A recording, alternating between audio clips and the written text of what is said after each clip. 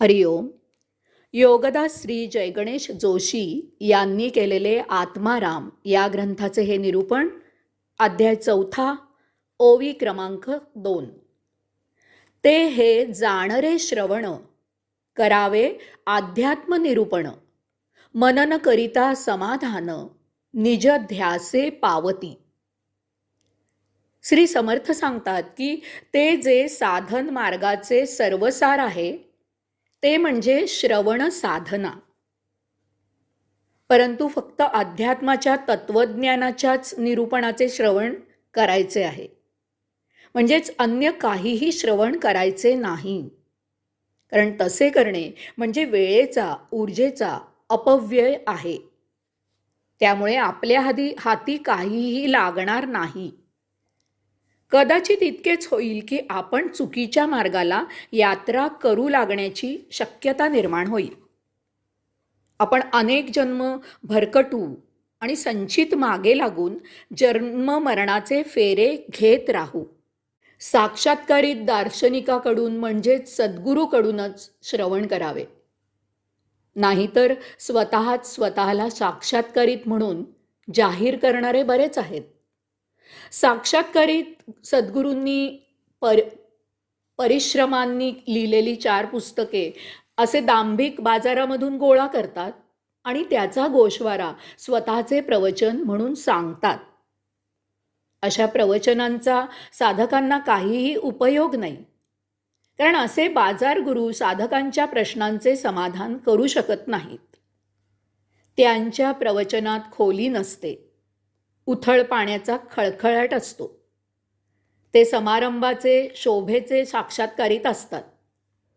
अशांना अध्यक्ष, प्रमुख पाहुणे वगैरे सुपाऱ्या फार असतात. तोच त्यांचा खरा व्यवसाय असतो. अशांना शंका विचारल्यावर अत्यंत गंभीर चेहरा करून ते सांगतात, भेट एकदा मग सांगतो.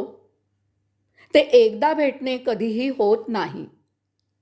त्यातून खनपटीला बसलात तर काहीही कारण काढून शेवटपर्यंत भेटत नाही.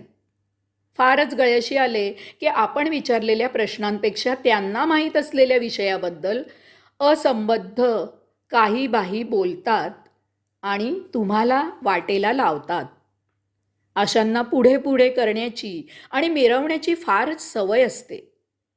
अशांची संगत नको रे बाप्पा.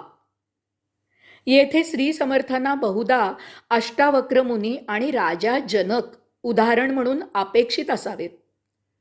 अर्थात असे श्रवणाने साक्षात्कारित झालेले, दार्शनिक झालेले, सायुज्य मुक्त झालेले अनेक आहेत.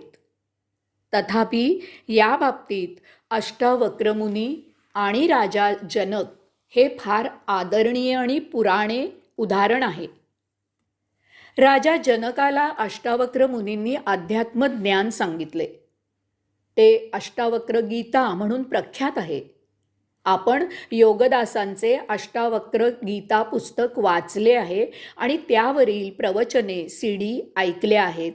त्या नुसत्या श्रवणाने राजा जनक मुक्त झाला.